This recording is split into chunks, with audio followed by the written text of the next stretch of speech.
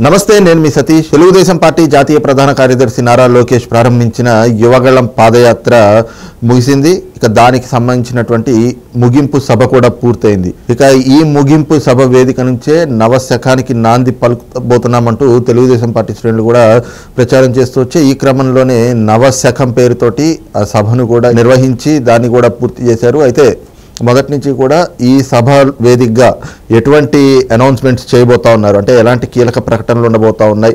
ముఖ్యంగా చూస్తే ఒకే వేదిక పైన తెలుగుదేశం పార్టీ అధినేత అలాగే జనసేన అధినేత ఇద్దరు ఉండడం, అతిరథ మహారాజులతోటి ఒక పండగ వాతావరణంలో ఈ ముగింపు సభను ఏర్పాటు చేయబోతున్నామంటూ మొదటి నుంచి కూడా తెలుగుదేశం పార్టీ జనసేన కూడా చెప్తున్నటువంటి క్రమంలో ఆ సభ అయితే ముగిసింది. మరి దానికి సంబంధించినటువంటి పూర్తి అంశాలు అంటే ఎలాంటి ప్రకటనలు జరిగినాయి, మరి రాబోయేటువంటి రోజుల్లో కూడా ఈ కలయికతో ఉన్నటువంటి ప్రయాణం రాష్ట్రంలో ఎలాంటి మార్పులు తెచ్చేటువంటి అవకాశాలు ఉన్నాయి, ఇవే అంశాలు మనతో చర్చించేందుకు సీనియర్ జర్నలిస్ట్ సత్యమూర్తి గారు ఉన్నారు. సార్ నమస్కారం. సార్, ముఖ్యంగా యువగళం ముగింపు సభ వేదికగా నవశకానికి నాంది పలికారు తెలుగుదేశం జనసేన పార్టీలు. దీనికి సంబంధించి పూర్తిగా మీ అబ్జర్వేషన్స్ ఏంటి? ఇప్పుడు వాళ్ళు ఒక ఉమ్మడి ప్రణాళికతోటి వస్తామని చెప్పటం అనేది అది ఒక ఇంపార్టెంట్ విషయము.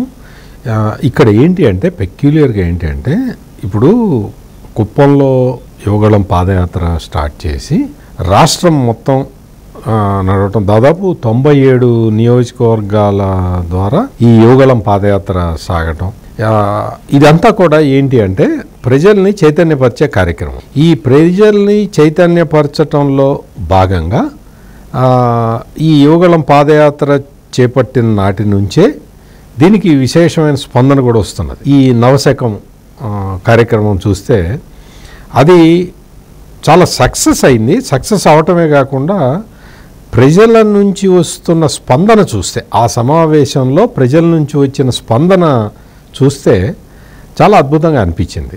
ఇది ఏంటి అంటే మొత్తం జగన్మోహన్ రెడ్డి ప్రభుత్వం మీద ఉన్న వ్యతిరేకతని ఈ సభ కళ్ళకు కట్టినట్టుగా చూపించింది. ఇదేదో అంటే వైసీపీ వాళ్ళు రకరకాలుగా ఈ సభ స్టార్టింగ్కి ముందరే రకరకాల వ్యాఖ్యానాలు చేయటం మొదలుపెట్టారు వాళ్ళ సోషల్ మీడియాలో.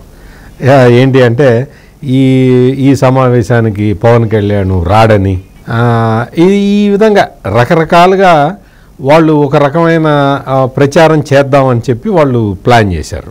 అయితే ఈ నవశకం సభకి పవన్ కళ్యాణ్ రావటమే కాకుండా తను ఏ విధంగా తెలుగుదేశంతో పొత్తు పెట్టుకున్నాడు అంటే ఏ టర్మ్స్ అండ్ కండిషన్స్ మీద తెలుగుదేశంతో తను పొత్తు పెట్టుకున్నాడు అనేది వివరించి చెప్పటం అనేది అది వైసీపీకి ఒక రకంగా మింగుడు పడని సమస్య.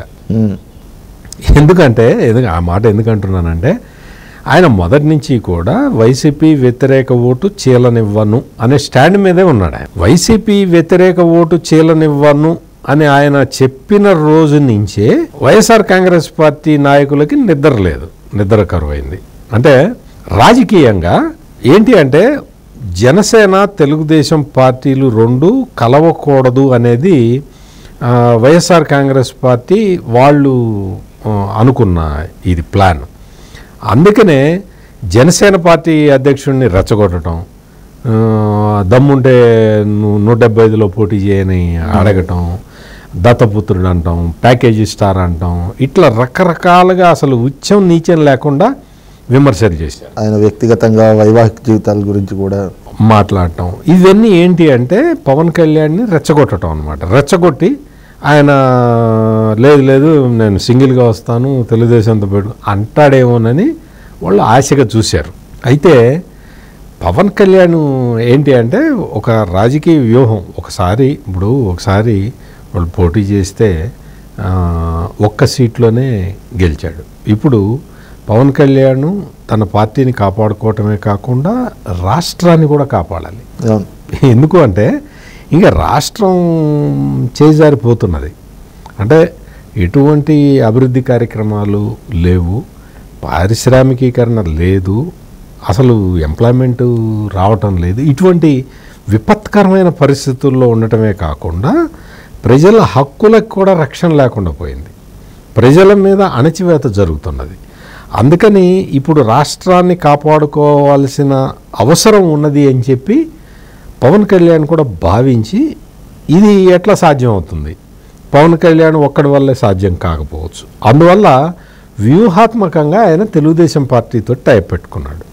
తెలుగుదేశం పార్టీతోటి టైఅప్ ఎందుకు పెట్టుకున్నాడు, బీజేపీ వాళ్ళకి ఎట్లా చెప్పాడు అంటే వైసీపీ ట్రోల్ చేస్తున్న దాంట్లో ఇది కూడా ఒక పాయింట్ ఉంది. తెలంగాణలో జనసేన బీజేపీ పొత్తు పెట్టుకున్నాయి కదా, మరి ఆంధ్ర వచ్చేటప్పటికి పాలసీ ఎందుకు మార్చావు, జనసేన తెలుగుదేశం ఎందుకు పెట్టుకున్నాయి, బీజేపీ ఎందుకు పెట్టుకోవట్లేదు, ఇటువంటి రకరకాల పాయింట్లు లేవనెత్తి వాళ్ళు రెండు పార్టీల మధ్య ఈ సఖ్యతని విడగొట్టడానికి వాళ్ళు చాలా ప్రయత్నాలు చేస్తూ ఉన్నారు. అందుకని ఈ జంక్చర్లో పవన్ కళ్యాణ్ వ్యూహం ఏంటి అనేది కూడా ప్రజలకు చెప్పాలి. ఈ నవశకం ఈ సభలో పవన్ కళ్యాణ్ ఆ విషయాన్ని స్పష్టంగా చెప్పాడు. ఈ రాష్ట్రాన్ని ఈ రాబందుల చేతుల్లో నుంచి కాపాడటానికి నేను ఈ పని చేశాను అని బీజేపీ నాయకులతో కూడా నేను స్పష్టంగా చెప్పాను అని పవన్ కళ్యాణ్ చెప్పటం అనేది అది చాలా గొప్ప విషయం. ఏ రాజకీయ నాయకుడు కూడా ఇంత కొండ బద్దలు కొట్టినట్టు చెప్పడం, అటువంటిది పవన్ కళ్యాణ్లో ఉన్న నిజాయితీ అదే. సో అందుకని ఇప్పుడు ఈ లోకేష్ పాదయాత్ర ద్వారా లోకేష్ ఏం చేశాడు అంటే ఈ ప్రజల్లో ఉన్న భయాన్ని పోగొట్టాడు. అంటే వైసీపీ ప్రభుత్వం ఏం చేసింది, వచ్చిన దగ్గర నుంచి డే 1 నుంచే ప్రజల్ని టెర్రరైజ్ చేస్తున్నది. ఆ టెర్రరైజ్ చేసే క్రమంలో అందరినీ జైల్లో వేయటం, కేసులు పెట్టడం, మామూలు ఎస్సీ ఎస్టీల మీద కూడా ఎస్సీ ఎస్టీ అట్రాసిటీస్ కేసులు పెట్టడం, 16 ఏళ్ల పిల్లాడి మీద కూడా అటెంప్ట్ మర్డర్ కేసులు పెట్టడం, సాక్షాత్తు ఒక పార్టీ జాతీయ అధ్యక్షుడైన చంద్రబాబు నాయుడు మీదే అటెంప్ట్ మర్డర్ కేసు పెట్టడం, ఇటువంటివన్నీ మనం చూసాం. అంటే ఈ దీంతో ప్రజలు భయపడిపోయి ఉన్నారు. ఆ ప్రజల్లో ఆ భయాన్ని పోగొట్టడానికి ఒకవైపు నారా లోకేష్ యువగళం పాదయాత్ర చేశాడు, రెండో వైపేమో నేను ఓట్లు చీలనివ్వను అన్న పవన్ కళ్యాణ్ తెలుగుదేశంతో టైఅప్ పెట్టుకున్నాడు. ఈ ఇద్దరి కాంబినేషన్లో వచ్చిన ఈ దీంతో ఈ మొత్తం ప్రజా చైతన్యం అది చంద్రబాబు నాయుడు నాయకత్వాన్ని కోరుకునే దిశగా సాగింది. ఎందుకంటే ఇంత అసలు ఒక బురదలో కూరుకుపోయిన ఆంధ్రప్రదేశ్ని ఇప్పుడు మళ్ళీ పైకి తీసుకురావాలి. సార్, ముఖ్యంగా ఈ రోజును చూస్తే ఈ యువగళం ముగింపు సభ అనేటువంటిది నిజంగా పవన్ కళ్యాణ్ గారు కూడా చెప్పారు ఇదే మాటని, లోకేష్ గారి డేగా చెప్పుకోవాలి ఈరోజు. ఎందుకంటే ఆ పాదయాత్రను కూడా పూర్తి చేసింది ఆయన కాబట్టి ఈ సభలో ఆయన మాట్లాడినటువంటి మాటలు, ఆయన మాట్లాడినటువంటి విధానం కావచ్చు, పాదయాత్రకి ముందు చూసినటువంటి లోకేష్కి ఈరోజు సభలో ఆయన చెప్పిన వాటితోటి ముఖ్యంగా అంటే ప్రజలందరూ కూడా ఒక ఆసక్తిని కనబరుస్తున్నారు కదా, మరి ఆయన చేసిన ప్రసంగం పైన మీ అబ్జర్వేషన్స్ ఏంటి?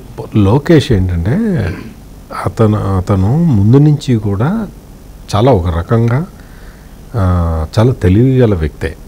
అతను ఒక కమిట్మెంట్ తోటి రాజకీయాల్లోకి వచ్చిన వ్యక్తి. కాకపోతే ఏంటంటే మీరు ఈ క్వశ్చన్ అడగటానికి కూడా దాని వెనకున్న భావాన్ని నేను అర్థం చేసుకోగలను. ఈ వైసీపీ వాళ్ళు లోకేష్ని ట్రోలింగ్ చేసి అతన్ని ఏదో రికమెండేషన్ తోటి వచ్చిన క్యాండిడేట్ అని చూపించటానికి, అతనికి ఏమీ తెలీదు అని చెప్పటానికి, అతను రాజకీయాలకి అన్ఫిట్ అని ప్రూవ్ చేయటానికి గత దాదాపుగా 7-8 ఏళ్ల నుంచి కూడా వైసీపీ చేసిన ప్రయత్నం వల్ల ప్రజలందరూ ఏమనుకున్నారంటే లోకేష్ రాజకీయాల్లో షైన్ కాలేడేమో అది ఇదని అనుకున్నారు. వాస్తవంగా లోకేష్ అటువంటి వ్యక్తి కాదు. లోకేష్ చాలా యాక్టివ్గా ఉంటాడు, యాక్టివ్ పొలిటికల్ రోల్ ప్లే చేస్తాడు. ఆయన మనం చూసాం పంచాయతీరాజు అండ్ ఇన్ఫర్మేషన్ టెక్నాలజీ ఈ 2 శాఖల్ని సమర్థవంతంగా నిర్వహించిన వ్యక్తి లోకేష్. అంటే అంత తక్కువ చేసి చూపించటం వల్ల ఎవరు వైసీపీ వాళ్ళు లోకేష్ మీద చాలామందికి అనుమానాలు ఉన్నాయి. కానీ వాస్తవంగా లోకేష్ మీద అనుమానపడాల్సిన విషయం ఏం లేదు. అతని చిత్తశుద్ధి కానీ అతని కమిట్మెంట్ కానీ చాలా హైలో ఉంటాయి. ప్రజల పట్ల ఒక నిబద్ధతతోటి పనిచేసే నాయకుడు. అందుకనే ఇప్పుడు లేకపోతే మీరు జగన్మోహన్ రెడ్డి సాగిస్తున్న ఈ నిరంకుశ పాలనలో పాదయాత్ర చెయ్యాలి అంటేనే గజగజ వణుకుతారు చాలామంది.